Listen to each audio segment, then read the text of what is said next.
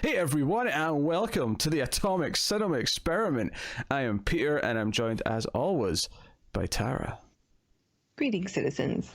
This is a science fiction movie podcast. We get together, we have watched a movie, we talk about it.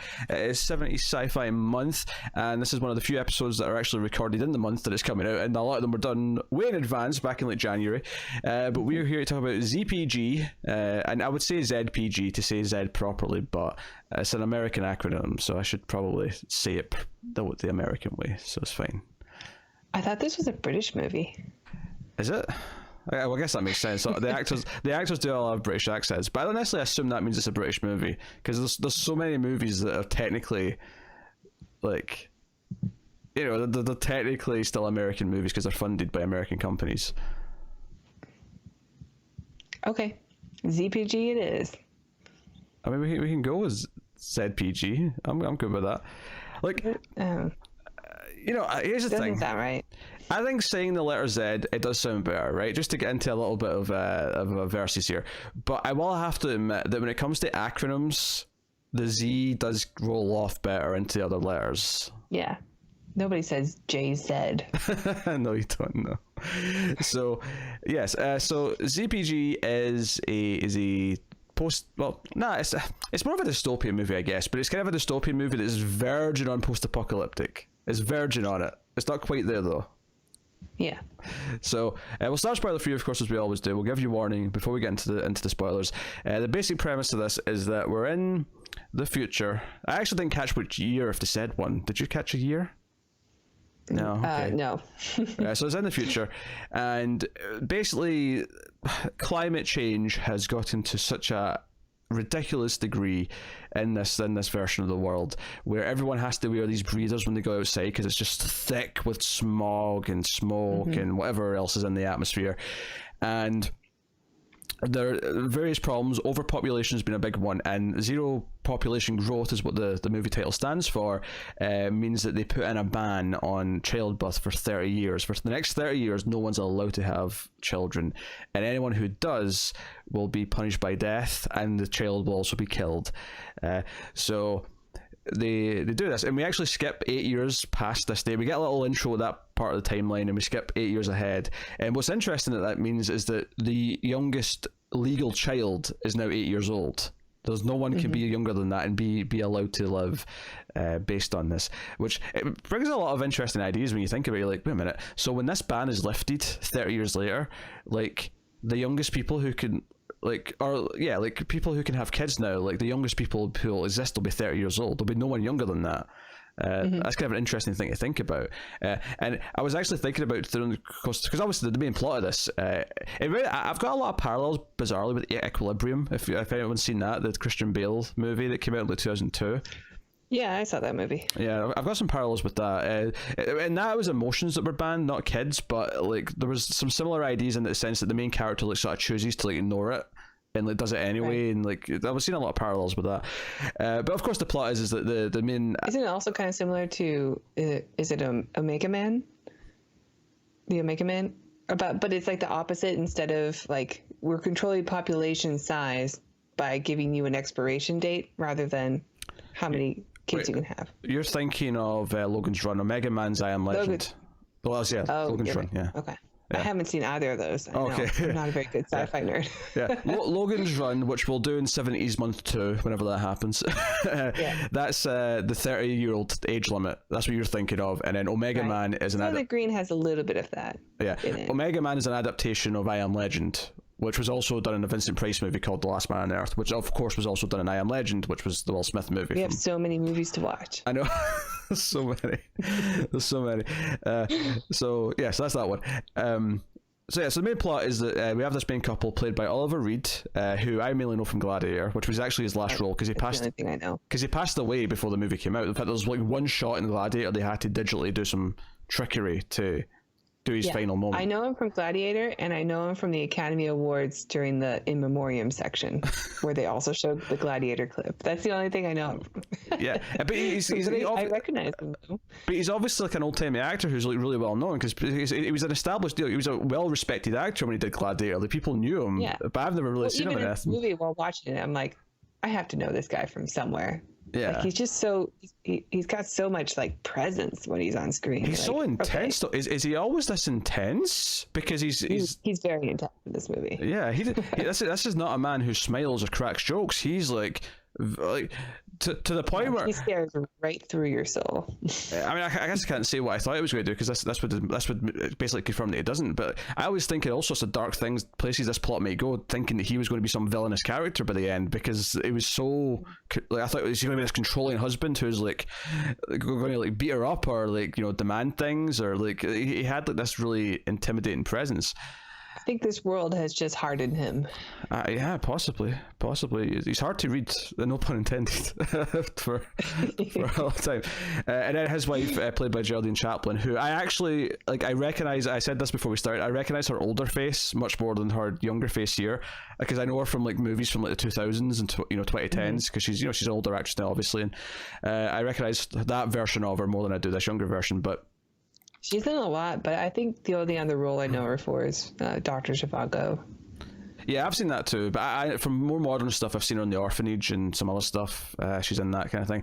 She's still going. I saw on IMDb she was in The Crown, which isn't that like a new show? Yeah, it's the last couple of years. That's a Netflix show, so. Yeah. So, yeah, the plot of the movie is that she, of course, really wants a baby, decides to have a baby. Basically, in the same way, this is what made me really think of Equilibrium. She basically just chooses not to take, essentially birth control, but it's like a more advanced version because we're in the future, science fiction, which really made me laugh because she literally had like a machine in her bathroom that has a big button that says abort on it, and I just. That really cracked me up. So something about my sense of humor that really appealed to is just a giant button saying abort. It's not like a big red button that you have to slam or lift up a piece of glass and dude, I mean, do people alarms and sirens go off? I mean, maybe really religious people do, but I mean, I would say most people consider like birth control, like the morning after pill or whatever, as an abortion. Well, these are desperate times, and technology has developed in a way to support their need right now, which is to make sure that nobody has children, and they make it as easy as possible. Just line up to the machine and hit the abort button. I wanted to know what it did though, or how it worked. Like, because usually in movies, like a radiation thing. Because most movies, like they'll show you this example. Because in like Equilibrium, for example, because I'm compared to that, because they have these drugs they take to not feel emotions. They show you like people taking them first, so that when they decide not to take them, even though you'd have to explain how someone takes a pill, right? But with this machine, I'm like. Well, give me an example of it working first. I want to see how it works. Like, what does it do? Well, it's like literally they have sex, and he's like, sorry, I guess you're going to have to use the machine. And then she like just lines up and hits the button. So there's not really like a fetus or anything she has to worry about. It's just like, maybe it's like a low dose of radiation that just takes care of the embryo. Yeah, I guess. I don't know. The mind does wonder these things. Okay, the mind wonders these things. Yeah. So, like, does she have to sit in a thing? Is there more to it? Like, I don't know. There's no like solution she has to drink because it cuts away. So maybe there's more. Yeah, because I was thinking, like, does it give her like something to drink or something? Like, because the way you're describing it is purely wireless. Is you just stand there in front of it and press the button and that's it. From what we see of the machine, that's what it looks like. Yeah. It's the future. It's okay. It's just a little red laser thing. It's just a red laser thing. Yep. What does it just go through the skin, or does she have to like sort of saddle up to like give it a clear shot? Like what's the? Maybe you have to like line it up right, but. I assume every household has this, so maybe it's like custom made for the height of where you would have a fetus of your uterus. Yeah, I guess it would be calibrated. You're saying it'd be calibrated to each individual woman. Yes. So many questions. Yeah. So obviously one of the big things we're talking about is what this world is like. I think that's because that's probably one of the movie's strongest elements, is that there's so much like world building for like what this society is like and the look and feel of it, all the rules they have in place, and more importantly, like, because these two characters work in a museum, and a big feature of this museum is like what life was like circa 1970, and I'm like, yeah, it's funny how you pick circa 1970 because that's when the movie was made and came out, 1971 to be specific. That's the year that they work in. Yeah. Yes, because the movie came out in 1972, so presumably it was shot in 71, and that's why everything. This is what it was like in 71. Yeah. Although they get some things a little bit, well, not wrong per se, but I did think it was interesting because the two lead characters work in like a display, like a little like, almost presentation of what 1971 life was like for couples. Yeah. And like they're all swingers. Yeah, they treat it as if they're all swingers because they're like talking and arguing about who's taking whose wife home. And I just thought, like, did they think this was like every couple was like this in the 70s? You know what it reminds me of? It reminds me of. Do you ever watch Futurama? I watched some of the early seasons. Yeah, there's like a museum that they go to in the year 3000 for the year like 2000, and it's all just it's so wrong. Like, yeah, they do their best to make up history for what they think these devices are, but they're just so wrong. It's a funny parallel. Maybe they were inspired by this film. Yeah, my recent example of that I really liked, the video game Mutant Year Zero. It's like these mutants in like, you know, the future, but they find like devices from our time period, and like they find like an iPod, and they think it's like a fruit testing device because of the Apple logo. And like just little things like that. I'm like, oh, that's cute and funny. Like, this isn't quite to that level, but it's, you know, it's that kind of thing where like what they thought everyone was a swinger. I mean, sure, there were swingers. There's swingers now, but like it's not like every couple is a swinger. Yeah. So no, that's really good. But there, it's like showing you because like every animal's extinct. Like even like pets, they're all extinct. So there's like they have some taxidermy of like house cats and bunnies. And I love that there's like, hey, and there's like a 4-year waiting period to get into this museum. It's like that like popular to like come in and find out what life was like before the collapse of, well, not society, but like, you know, a strong ecosystem. Yeah, right. So now that side of the movie was pretty fun, but like obviously the main plot is like the fact that she's going to have a baby and she's going to have to hide it, and they're going to have to kind of find a way to conceal it. And so on. So I'll ask the question, Tara, how did you feel about ZPG? I like this one, actually. I do think the world building is really strong. I think the fear of overpopulation and turning that into a sci-fi premise is pretty good and pretty original, I think, for the time. And it's good. Like I like the drama of it. Some things come off a bit hokey, but if you like put yourself in the world, like maybe you can buy it. A lot of the like scenes that you get with doctors and like the technology that they use to like the doctors are somehow influencing people through the screens with like some kind of sound effect. I mean, it's all very Star Trek-y to me, and I think that makes sense because one of the writers wrote for Star Trek. well, let's call it, as we were describing, there's brainwashing. They're essentially brainwashing them through like Skype calls. Right. Which, for the record, is how Tara does this podcast. Just, oops, I should have said that. What? Yes, Tara's trigger word is falafel. Whoa. And then she's forgotten. How did I get here? She's forgotten everything. We're good. I said the magic word. The world building is the best part. I'd say I like the movie too. It's like a lot of these 70s movies. It falls into this place where I think the world building is really good. The plot is probably better than some of them.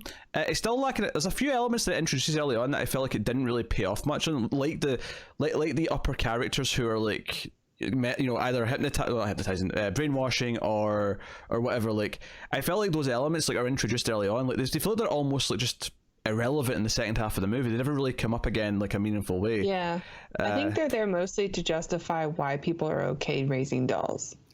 Yeah, well, that's something we didn't mention yet, is that to try and, because apparently everyone's got this need to have kids when they hit like their late 20s, so they have this system where they give them like lifelike dolls. Well, I say lifelike, they're not that lifelike, but like they have needs and they want to be fed and, you know, caressed and yada yada yada. So we get these creepy like dolls given to everyone.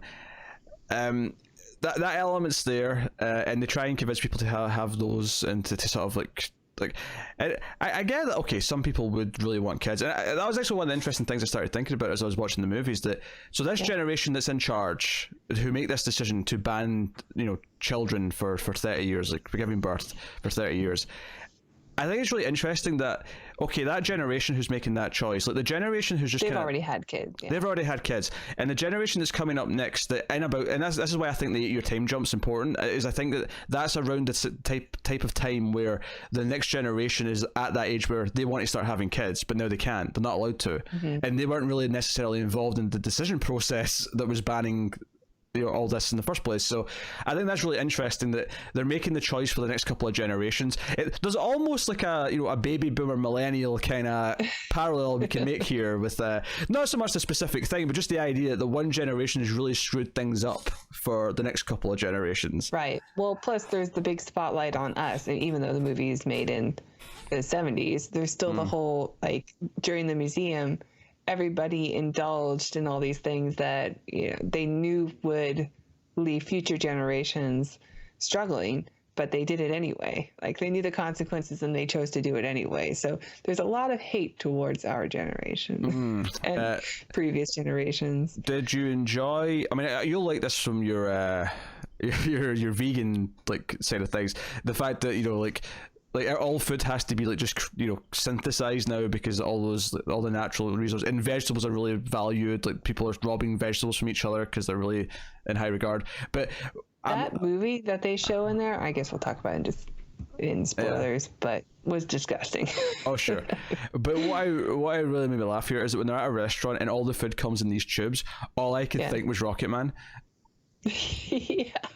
And that's your fault. With hemorrhoid cream.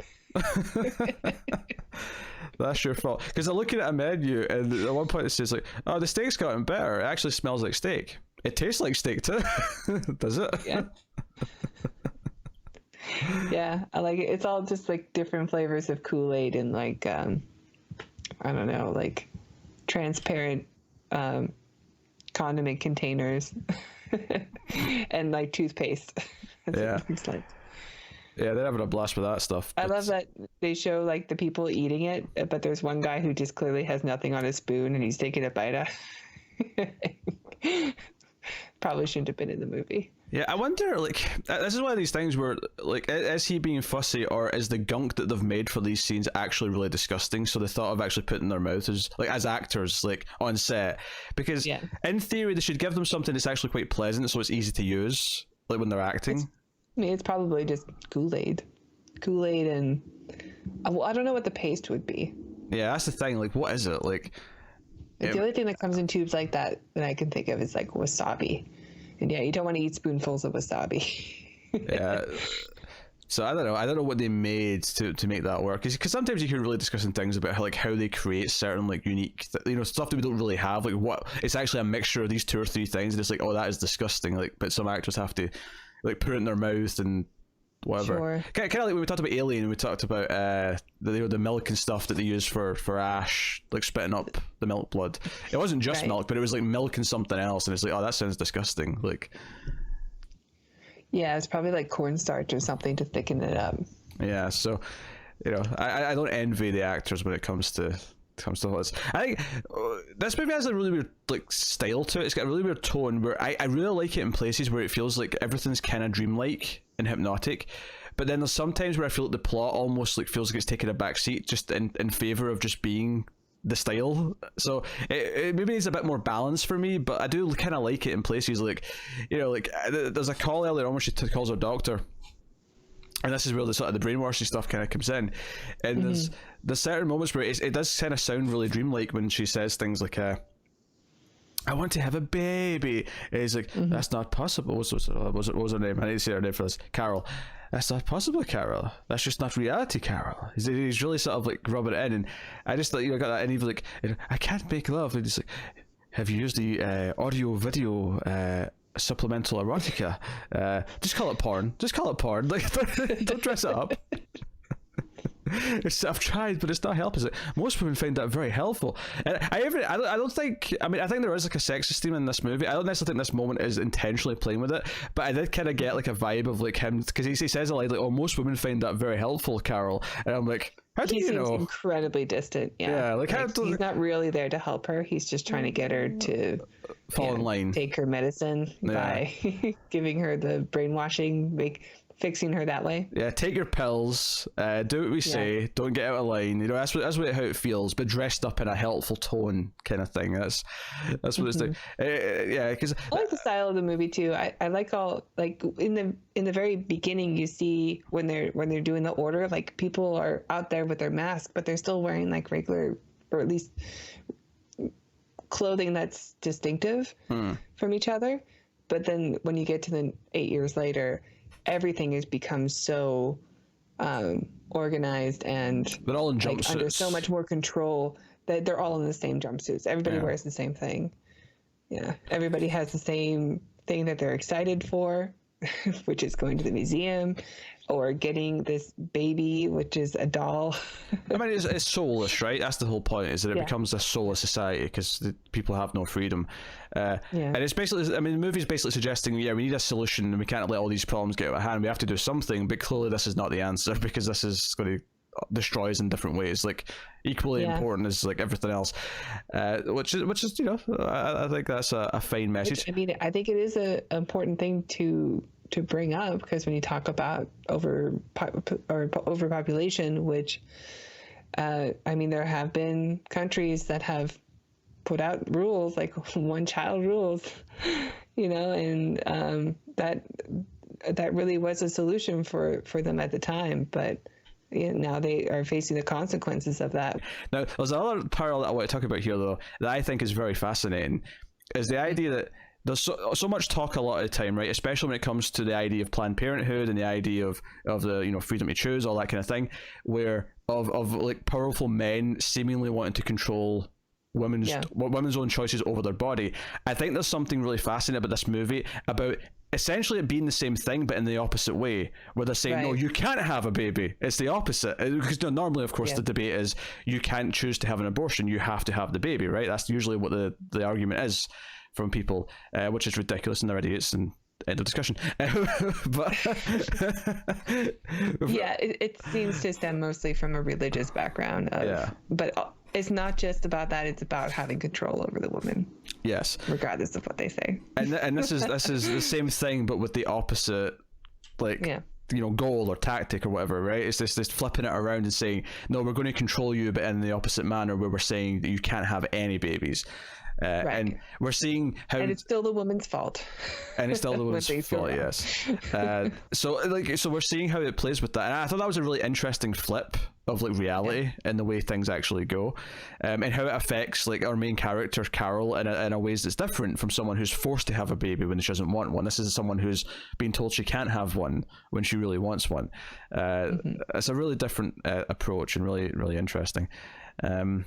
So yeah, I thought it was an interesting flip on things. Yeah, I agree. The thought crossed my mind too while I was watching it. Yeah, like, oh, the woman doesn't have a right to choose. It's familiar. It's so different, and yet it seems so familiar at the same time. It's just all sci-fi. Yeah, science fiction loves to play with us, doesn't it? It loves to, you know, squeeze things around. So its exploration of its sci-fi themes are interesting, and its characters are very detached. I think it does better than some of the other movies we've watched from the 70s, where it does feel like it has more of an actual plot and arc. But maybe it doesn't go quite far enough in terms of where it really gets to that great territory for the character arcs, where it's like, okay, I really feel like I've been on a journey with these characters. It feels still kind of in that simplified kind of like, okay, this is one of the first attempts at something like this kind of feeling to it, which is just fine. It's not really a critique, because it was one of the first times they tried this in a movie, so why not? But and there's also sort of the I think we had a few of these in the 70s mix. It's been a little while since we watched them, but where the ending is a little unsatisfying, a little abrupt and simple. A little bit, where it's not really giving you an answer, like one thing has been solved, but then but you're still like, okay, but how is this helpful? I don't know. What happens next? I feel like the movie should have another act. Yeah, no, I agree. And a lot of them have been like short. They've all been like 90 minutes. This one's slightly longer than that, but not by much. It's still on the shorter side.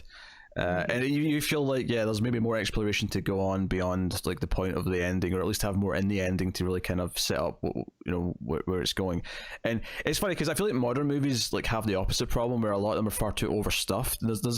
Definitely. There's a middle ground, I think, in the 80s and maybe the 90s to an extent, kind of really, I mean, obviously not across the slate, and obviously there's some 70s movies that are perfectly like balanced, and that's the classics, right? That's the ones that we still talk about. That's Alien, and it's Clockwork Orange, and it's these other movies that are the tent poles of the decade. But that hopefully you've watched our reviews on. Yeah.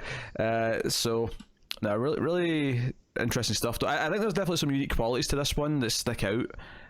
Because its core premise of the baby angle and that being banned is a really interesting that I've not seen done. I don't think there's probably is another movie somewhere that does this later on. No. But I mean, Children of Men sort of has that, but it's not voluntary. Like, it's not by choice. No, that obviously brings up, and we'll do that someday, of course. But that obviously changes the dynamics a lot, because instead of like humans making this really weird choice that they think will solve things, it takes it almost, nature chooses it for them. Yeah, it feels more like a fate thing, like it's a punishment from nature for what we've done, rather than humans like messing things up worse because they try and solve it in a weird way. So it's a very different movie in that sense. But yeah, there's a comparison to be made, because it's kind of that's same sort of thought process. But yeah, so interesting stuff. So I guess we'll go into spoilers. We'll go watch through the movie, so I'll give you the spoiler warning here. So full spoilers, but before we start the spoiler section, I will take this time to thank our Patreon producers for the month.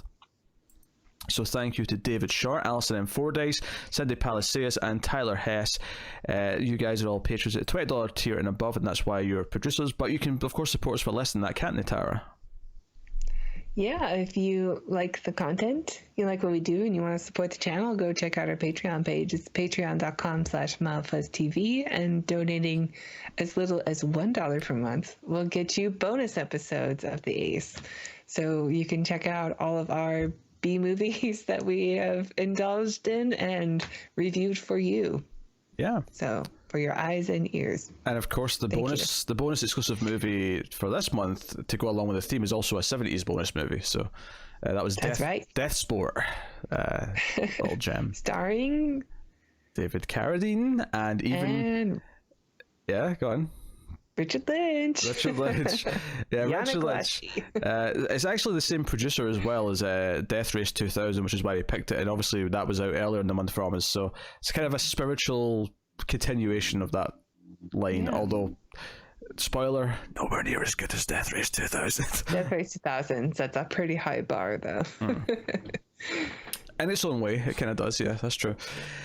So yeah, the movie starts with the announcement that they're doing this, that the government have made this choice, and it's like there's like drones that are sort of announcing this to the world as it's flying over, and we see like the last baby born officially that gets this like implant in its head, so that later on they can like scan it and know that it's like a legal baby, like that one's okay, that's allowed.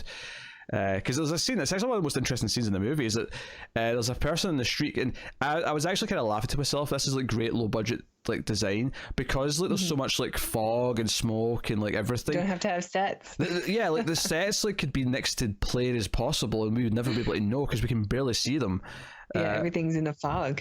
But this woman starts shouting out, "Oh, there's a baby! This child is this a legal child." And the mum's like, "No, he just looks young for his age. He's eight. He just looks young for his age." And what I thought was interesting about this scene, because I thought this was the scene that was going to be the example of like, okay, what happens when they find an illegal child? But we actually get that later. This scene's actually an example of people yelling, like the crowd getting angry and saying, "No, that's an illegal child." And then the police force come in and scan the kid and go, "No, he's legal. He's fine." And like. Yep. It's like, wait, this was like a witch hunt like a second ago, and all of a sudden... and even though the woman who like accused the kid of being young or being too young was just, after they scan him, like, you can't fake that, it's good. And she's like, no, it's fake, because she wants the reward. They give people a reward if you rat them out, if you're the one who spotted it. Yeah, bit of a totalitarian state. Thank you. I got it out there eventually. All right. Sometimes there's a lot of R's and L's in a word. I just struggle a little bit. All right. I can struggle a little bit. Yeah, I'm sure everyone in Scotland does. particularly. I struggle with that one. I know Particularly. you say that one a lot too. Particular's fine. It's so funny when you say parallel. Parallel? Parallel. Parallel. A parallel dimension. That's fine. It's good.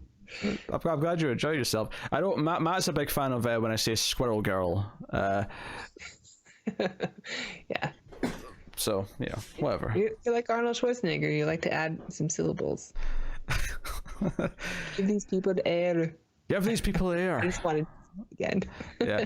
I don't add that. I don't add the same syllables because I just said it there. I don't think I added it into that sentence though. Give these people the air. Give these people air. I don't think I give any extra syllables to that one. No, well, you have a different accent. Yeah, so it's different words. Yeah, that I do it to. But yeah, I see your point. Yes. Anyway, so Death sport's going on outside, or death race. Yeah, death race. What was the name of the motorcycle one? Death sport. Death sport, yeah. Sounded like a motorcycle. Yes. So I thought that was a really interesting scene, but there's a lot of setup here in the opening when we skip ahead 8 years where we see the museum and we see like the couple walking through and we see like various exhibits of the animals and like TVs like showing like, okay, this is like, you know, why animals are extinct. This was what people ate for food back in the day.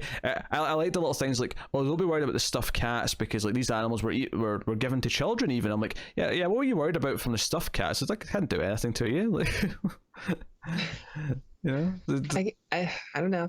I guess maybe the kids who have never seen an animal before would see something an animal that hunts, and maybe instinctively they would be afraid. And they've got like fake versions of flowers for people to see what flowers look like, and like everyone's like, they have like construction workers like pretending to do, I don't know, manhole work. Yeah, this was a vocation in circa 1971. Where's the other eras? Where's 1962? Like where's? I don't know. Is there one for every year? No wonder.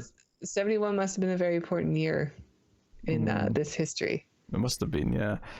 Very specific, but because there's a little twist here actually, because we see like the couple with this other couple, our other two main characters of Don and George and Edna. The actor's name is Don. I said the wrong names. George and Edna, and this is like this swinging scene where they're talking about who's going home with who, and you think it's like, wait, are they all swingers in this world? And Oliver Reed's character Russ, he like sort of like makes an excuse as to why like his wife can't go with him. It's like, oh, she's feeling down with something, and she's like, who says who? It's like, I say. And this is what I was talking about with he's got a really like sort of cold demeanor. He's very, you know, stern with everything he says, and at the end of the scene, it's actually like that twist in that Twilight Zone episode where it cuts to like the window where there's a crowd watching them. It's like, no, this is like a performance to show what like couples in the 70s were like. Yeah, which by the way, they did this multiple times in the movie, and every time I forgot that they were acting. The twist got me every time. As soon as like the crowd would appear and they would clap, like, oh, this wasn't like a real intimate moment. Like, yeah, I mean, there is some real ones later on when they're in their own apartments. There has to be, because they're doing illegal stuff. Yeah, they talk about illegal things, but it happens again later on, and each time I'm surprised. I'm so gullible. Yeah, and they go to the toy place to get their Brahms. Where they're, what is that? The boy. Oh. See how funny it was when she got it? I haven't seen those movies, but I know him by reputation only. Yes, by reputation, because Tim's a maniac and likes the boy, and Bram's the boy too. I was thinking more like maybe Chucky or Annabelle, even though I haven't seen those movies either. Yeah, but you know the name of those ones more than you do Brahms, because Brahms sucks, because the boy sucks, and it's garbage. So I've heard. Well, I've heard mixed things, actually, because I listened to the Screams review. Yes, of course you do. Everyone's favourite. I mean, do you know what's funny, actually? I was streaming just last night, and the audience were curious. They were wanting to know some of my the demographics on the channel, on the YouTube channel. And I was looking at, okay, so this is the ratio of like age and gender and blah blah blah, and one of the demographics it gives you is audience retention. So it's like how many people make it to this point in the video, right? And it was like, okay, so typically it's quite low when you get to the end of the video because so many people click on the video and leave at the start. The retention at the end of the boy review on average was much higher than like most other reviews, and the explanation is that like a lot of those views are people rewatching it who already like it because people are going back and rewatching that review because they think it's funny.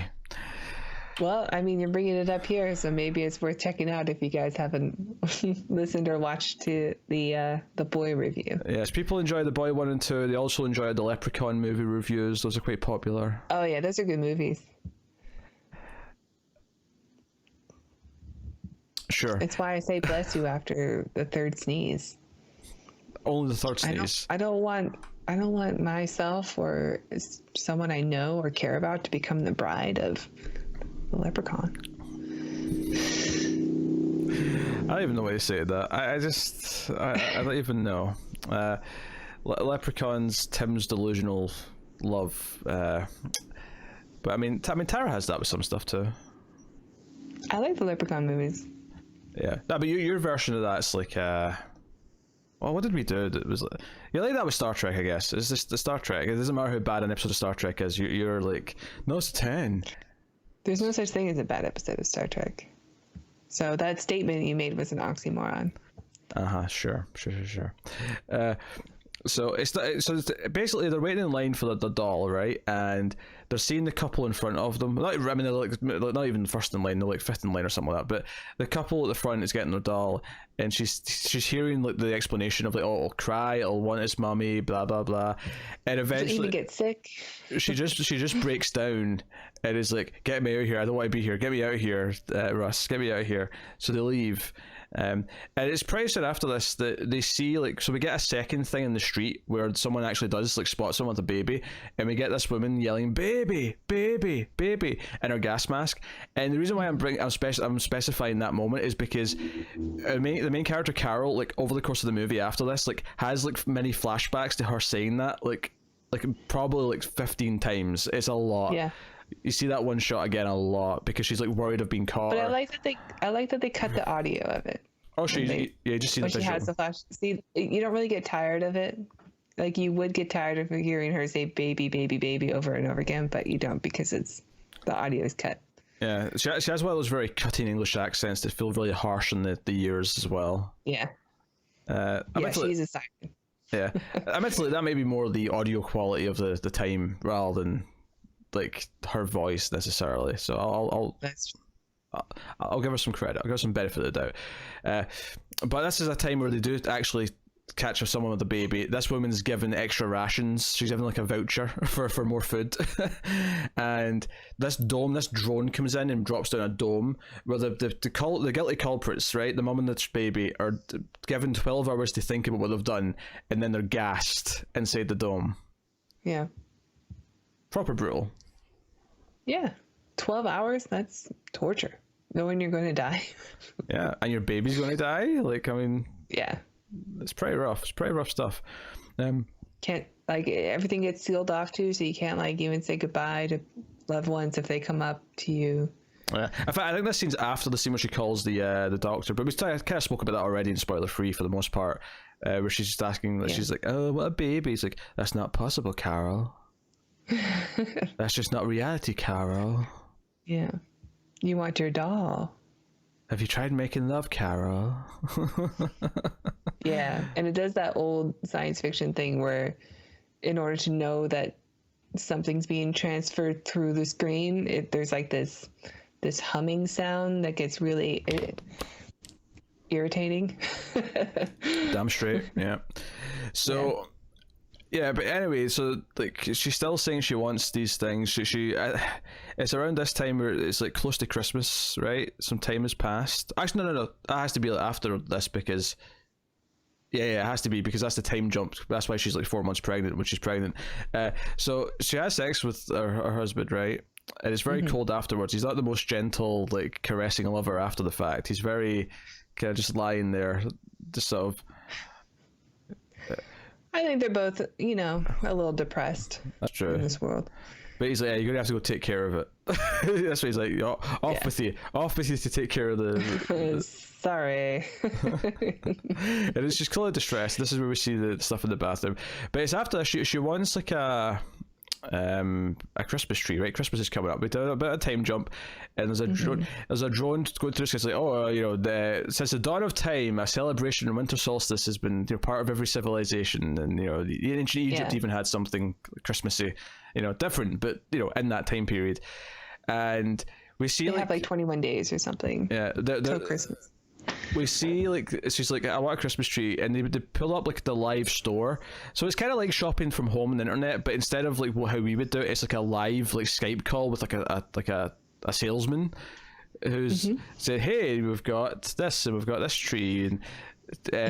every salesman in the future is a used car salesman. They're so slimy. It's also the way he presents it. It reminds me of I'm thinking of there's two game shows I'm thinking of here. I'm thinking of the Generation game, and I'm thinking of Bullseye. I don't know if you had either of those in the States, but maybe. But basically, there'd be a time when they're showing prizes, and it'd be like a conveyor belt. And this is how it shows off the trees. Is they're on like a conveyor belt, like behind like a screen where there's a border, so you can see them sort of moving, but they're sort of presentable. That's what it reminded me of. But at the end of it, he says, "What tree would you like, madame? And would you like me to deliver it myself?" And so gross. Oliver Reed gets immediately like jealous and like turns off the tray. He's like, "Oh, I thought you wanted a tree, not a tree salesman." And she's like, "They used to call this jealousy, my love." And he's like, "They still call it that." Yeah, and he gets really like frustrated. I think his frustration is also like he says he's determined to get you a tree, like a real tree. It's like, I'm better than this guy because I can get you a real thing. Which are illegal, by the way. Like, he's not supposed to get illegal. a tree. Yeah. And also, I think he's just desperate for something real. I think he's tired of everything being so fake also. I think to boil it down to sort of a more kind of... I think he's dissatisfied because he knows that she wants a real baby and he can't give it to her. And the idea that like he wants to be able to give his wife what she wants, right? Like, and unfulfilled. And the tree, because this is before he knows she's pregnant, so the tree's kind of like okay, I can't give you a baby, that's too risky, but I can give you a real tree. I can go and get a real tree. I can kind of be kind of sneaky and do that. And maybe hopefully that'll like fill that void. And obviously it doesn't, because eventually... Well, there's a conversation that happens later on too when she reveals to him that she is pregnant, and she said, "You went out of your way to get yourself a real tree because it made a difference that it was real to you, and this makes a difference to me." And so I do think like he still also has that desire to have something real in his life. Yeah. Maybe he's just better at hiding it, I guess, most of the time because he's so stoic. But he's very stoic. No, you're right about that. You're right about the comparison there, and I think like there is admittedly there is a big difference between because I think a fake tree to a real tree, especially their fake trees look real, because they just are like they're just saying they're fake, but they're just real trees. Like a real tree to a fake tree is not much of a difference compared to a toy, a doll to a real baby. Like very different things, I think. On the scale of like authenticity. But sure enough, a lot of the movie from this point, it's kind of a lot of montage. It's a lot of like them preparing and like being scared about what to do, and she's starting to show. There's a great moment where they're kind of having an intimate moment where and it feels like probably the most intimate they've ever felt, where he's kind of caressing her and he's kind of like rubbing her belly and kind of putting his ear up to it, and like she accidentally hits like the like one of the buttons, but it's not the salesman, but it's like maybe like the weather person or something like that, or like it looks like the receptionist to the doctor that she spoke to before, but I don't know if it was the same person or not. It was just somebody came on the screen. But it was a live call, right? And it's like they kind of freeze and they're like, "Oh shit, we have to turn it off." And like, "Oh sorry, we called a mistake, bye." And he just quickly turns it off, and like she's starting to show. Yeah, she's very pregnant at this point. She's starting to show, so it's just it's kind of a problem. And they're talking about, okay, how do we do this? How do we hide this? And like it's after this where he's like, "Okay, you're going to have to like leave me." But not necessarily they're actually going to split up, but in the sense that publicly you can't be with me because we can't hide this. You're going to have to disappear, and they find this like place in the basement of the building that she's going to hide in, and she's really distraught because like as he's acting out stuff with the other couple still in the the show for the museum, like he goes into like almost like a plot where he's like kissing the other wife and all that, and like Carol gets very jealous and she's like, no, I hate this, like you're going to be with them all day. It's like, well, I can't be suspicious, like it has to be real, this is all for this.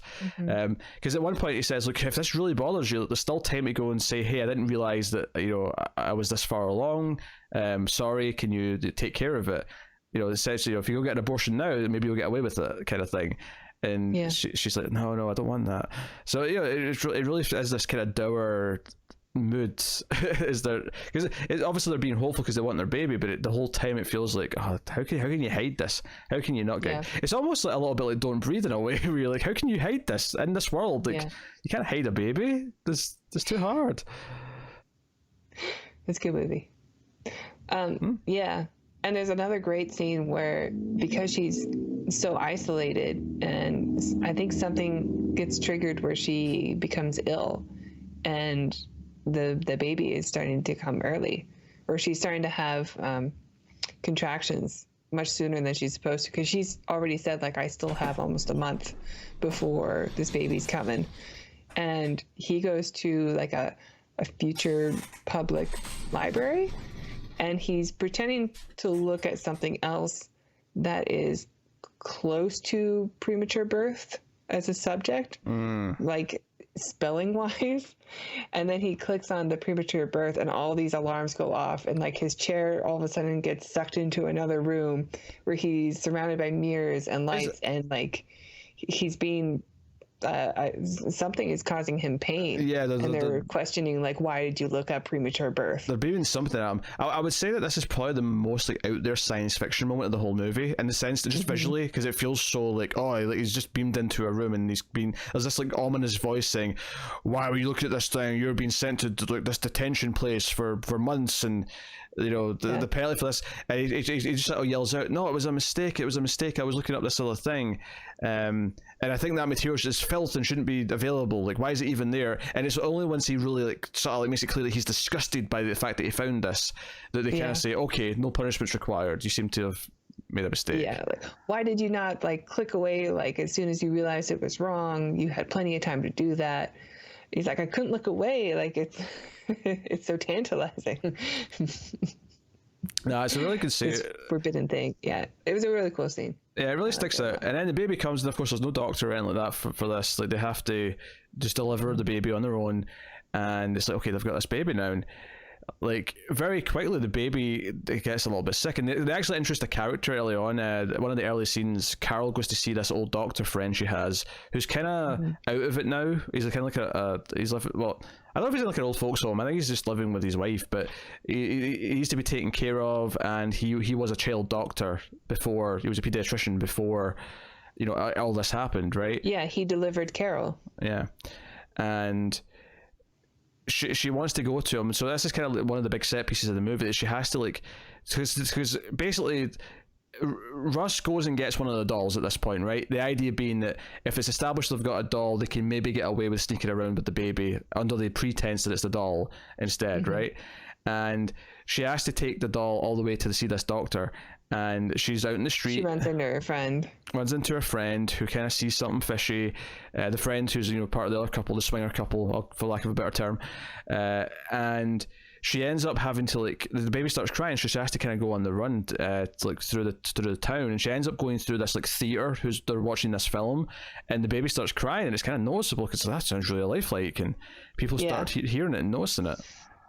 But I mean, I really like the scene where the baby starts crying, and then her friend, like, she has her own real doll with her, so she picks up her doll and spanks him so she can compare the cries between the mechanical one and the real one, and she's like, that's not the same. Yeah. And I guess in the movie theater, like, it is really white knuckled and like stressful because she's in such a public place and the baby's still crying.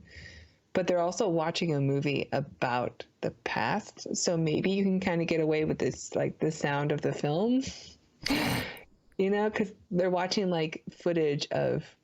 First, it's kind of funny because they're watching footage of people eating food. Yeah.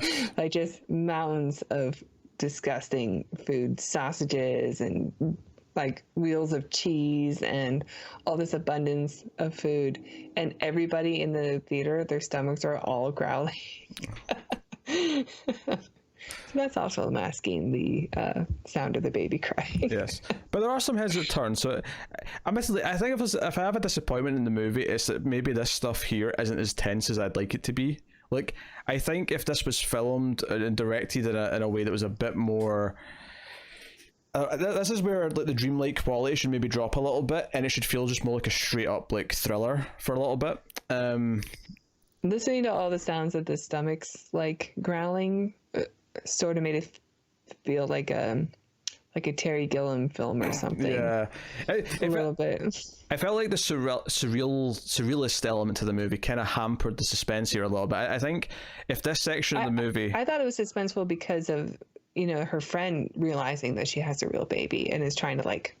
Well, yeah, that's definitely the most effective part of it, but I think the actual suspense of her trying to sneak through places with this crying baby, I think if this had been better choreographed as a suspenseful movie sequence, I think this is where I'd like the direction to have changed a little bit. But like it's a small complaint in the grand scheme of things, but this is where I'm like, man, this could have been really like edge of your seat, nail biting stuff, and it's okay as it is, but it's not that good. It's not. I guess they could compare it to Quiet Place, like something like that, where again you've got a baby and you're trying to like I can definitely see. I haven't seen it. You haven't seen it? No, I haven't seen it. Oh, okay. I missed it. I'll watch it. Okay, yeah, but anyway, I mean, there's a comparison there, because the plot of that movie, if you weren't all on the premise of like, okay, you can't make a sound. I remember the trailer. Yeah, she's expecting a baby, and you immediately like, wait, how can you have a baby in a world where you can't make sound? You can't tell a baby to shut up. Like, how do you deal with that? So anyway, so the doctor's like, nah, he's fine. Like that's basically this is a classic trait of like a parent worrying, because like, oh no, something. The first time like kid gets sick and they don't know what it is, like you get used to it. You get used to like what you shouldn't worry about. It's just it's not a big deal. Just treat the baby right and it's fine. But but it's actually when they get back, like her friend and their husband, Don and Diane, are there waiting, and they see the baby and they're like, no, it's okay. We're not going to we're friends. We want to help you. And very quickly it becomes this story. The real kind of plot of the movie, once it gets to this point, is that these two people, knowing that they can turn them in at any point, try to extort more and more control over the baby, because they want to be able to use the baby as their own and feel close to the baby, look after it. They also just really want to have a baby themselves, but can't. And this takes away the risk for them if they can just sort of like basically just steal their baby, because like it's not theirs. So they want to spend more time with it. It's really awkward and uncomfortable the entire time. I thought the movie did a good job of nailing this, because I immediately felt this unease of like, can we trust them? Like in this situation, like what's going on? And as it goes on, like they want more and more time, and then eventually, I think it would be best the baby stay with us. It's less risky for the baby, and I think we're not really asking, we're telling. We're asking, we're telling, because all we have to do is say like you've got a baby and you're all screwed, so you're going to do what we say. So Russ and Carol have to form a plan, and we don't really know what the plan is exactly. We know they go underground and they're sort of digging into something. Yeah, my thought was when I first watched it was that, well, they're going to have to kill them. That's like the only option, right? Part of me was thinking they were going to kill them and hide them underground in the sewer system. Their actual plan, though, because basically they intentionally rile them up and piss them off, so that we actually get the scene that we've been kind of waiting for, which is Diane running into the street, and just like the woman from earlier, yells baby, baby, baby, and as I said that in a weird way, as if it was like a song, it's baby, she's got a baby, baby. And like so the mob forms, the officials come running, and I actually thought so they actually get trapped in the dome, right? We actually get this big long drawn out scene where the dome comes down, they're in the dome, they get their 12 hours. And I noticed though and I was wrong about this, but I noticed that on the build up to in the dome, like we see Carol holding the baby, right? But I noticed that we never got the actual shot of the baby itself, and I was thinking, is there going to be a twist here where she's not really carrying it? Because at first of all I was thinking, is it going to be actually the doll, and it's going to make like Edna, I said the actress name again, it's going to make Edna look like she's crazy because it's like a false accusation. And then once they were actually in the dome, I thought, wait, is this key to their escape? Because we saw them setting something up in the thing. I thought, is she like some sort of tool instead of the baby, and the baby's already in the safe place? It turned out to be the actual baby, so I was wrong about it. But the plan was ultimately that they already dug so much, like they intentionally went to a place where they knew that the pod was going to fall, and they dug out enough from underneath that they were able to dig their way out from above. So the end of the movie is that they dig down underground into the sewer system. They've got a small boat, and they ride the boat out of the city to an island that doesn't have pollution, right? It doesn't have the smog, the thick smog. It looks like it's been abandoned by people. There's like all this old stuff up there, like old signs. More specific than that, it was used. It's like a nuclear like test dump. So there's a chance that this place is actually going to be radioactive. There's a chance this is even worse for them. It may be unlivable. Yeah, but they're taking their chance, and I think the ultimate message, because this is the end of the movie, it freeze frames with them arriving at this island. We see some like nuclear like weapons and stuff like sticking out of the sand, but I guess the end message of the movie is that, like, much like a lot of take their chance. They're going to take their chance, but much like a lot of science fiction, like it's worth like the risk to have the choice and the happiness that it is to have the certainty that's predetermined. You know, between Westworld and Devs, a lot of the shows that I've been doing recently with Connor, like a lot of that stuff is about predeterminism, and this is not exactly what this is, but this idea that they would rather have the high risk outside of this like system than have the chance of happiness. Freedom's more important. Yeah, the freedom's important. It's basically what it boils down to. I did kind of like that when the swinger wife Edna does run out to yell baby. She doesn't even put on her mask. She just runs out and says it. So her and her husband are yelling it, and there's no mask, and they're. I like that. She also like repeatedly, even after the dome comes down, still refers to it as her baby, like my baby, my baby. Like she wants to punish them for not letting her have the baby, but also she's, devastated that she's losing. She doesn't even take her ration or like her bonus rations. Like the guy tries to give her to her, and she just throws it in the ground, and other people fight over it, and she's like banging on the dome. And I'm like, you had to know this was going to be the outcome. Like there was no way to get them into trouble without the baby also being killed. Like it was never an option for you to keep the baby and have them be punished. But and it's almost like they regret it in the heat of the moment, because I almost thought, because there's a moment as they're leaving in the boat where the husband George is like hearing noises, like he goes down, it's like he suspects something, and he's hearing noises in the distance of them leaving, and I almost thought that he was going to make a choice to let them go, because like going through the actual turmoil of thinking they were going to be killed and the baby was going to be killed, that it was worth letting them go so the baby could live. And I thought that was going to be like an uplifting message at the end, but he never does actually quite get there. No, it's a little it kind of just ends at a little poof. I don't know. that storyline, because it does seem to be leading that way, but then it doesn't. It's a little unsatisfying. Yeah, that doesn't quite capitalize on everything that it sets up, but there's a lot of interesting things that it does set up, at the very least. Yeah, I am overall really positive on the film. I ended up watching it twice, because I watched it back in January, just in case we had enough time to review it, but it was right at the tail end and we didn't have enough time. And I liked it then, and I liked it this time too. I think it's pretty good. Yeah. Well, I think we're at that point now where we're going to rate the movie, so. Yeah, might as well keep going then. So we give it. I think the movie's a 7.5. I really do enjoy it. I don't know if it's great. There are a couple things that are just a little underwhelming, but I think the world's really cool. The world building's really strong. I like the premise of the movie. The actors are pretty good, and I think it's worth checking out. I think it's a cool concept, and maybe there are similar films to this with that idea, but it does feel pretty unique still. Yeah, okay, that's fair. I think for me, this falls into a very similar category that a lot of these movies have. I mean, not all of them. There's been one or two that I've liked less, but I think maybe Demon Seed appealed to me a little bit more because of the AI tangent, but they're very similar in the sense that they're both good but not great. They both have ideas that I really like, but have flaws that kind of hold them back from being amazing. And I think, this is going to be a continuation of my swimming in sevens for these. I'm going to give this a 7 out of 10, and I feel like I'm glad I watched it though. I'm glad I watched Demon Seed. I'm glad I watched Terminal Man. I'm glad I watched a few other things. So, like, again, I'm glad I watched a lot of these movies, these quirky little ones that haven't been remembered as well. I think that this is a great exploration of the genre that maybe gets overlooked. And I joke about doing like a 70s month too, whether that's next April or some other time whenever we feel There's like enough. it.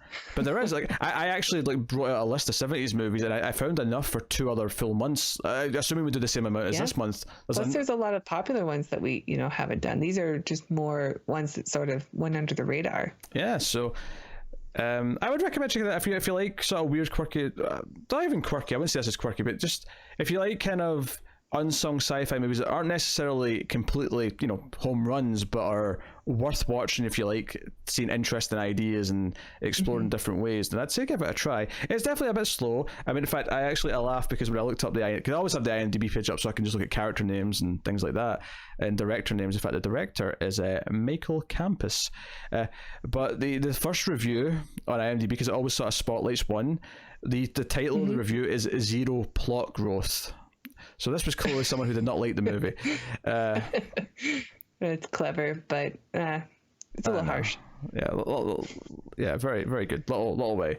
But I thought it was funny, so I thought I'd mention it. But yeah, there you go. That's ZPG. You can, of course, let us know what you think of the movie if you've watched it in the comments below. You can like and subscribe, all that stuff. Get us on the Twitters, all that jazz, at @mailed_fuzz, as well as at the Ace Podcast. And of course, we mentioned Patreon earlier. Get bonuses, all that sort of stuff. Get early access at the $5 tier, voting rights once per month, all that sort of thing. Go and have a look, see if you're interested and want to keep all the content coming. Tara, would you like to promote some other Mail Fuzz TV content that you think people might like? Sure. If you like us and you like science fiction, you can check out our reviews of the original Twilight Zone that we're doing. We're in season 2 right now, so things are getting exciting. Not really. It's an anthology, so it doesn't really work that way. But it's been fun working through those old classic episodes. And if you want to talk to Peter directly, you can check out the live streams. He does like 5 a week. And that's not entirely true, but that's a decent amount. Some of them you can contact a Fuzzy directly. Yeah, so a lot of them are watching movies together. Some are playing daft games. Last night's ended up being let's clean out Peter's desk and see what random crap we find from years ago. Yeah, what's in my desk? Very popular. Yeah, so that was a fun one. No, there you go. That's been the episode. So we have 1 or 2 more episodes left. I can't remember if this goes up before or after Alien, but if it's after Alien, there's still 1 more left after this. There's 1 finale episode to the month for 70 Sci-Fi Month.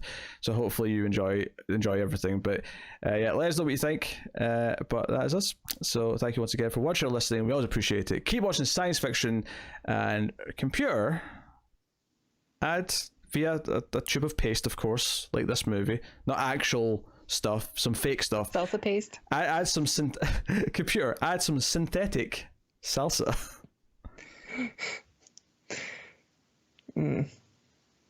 Baby, baby, baby, ooh.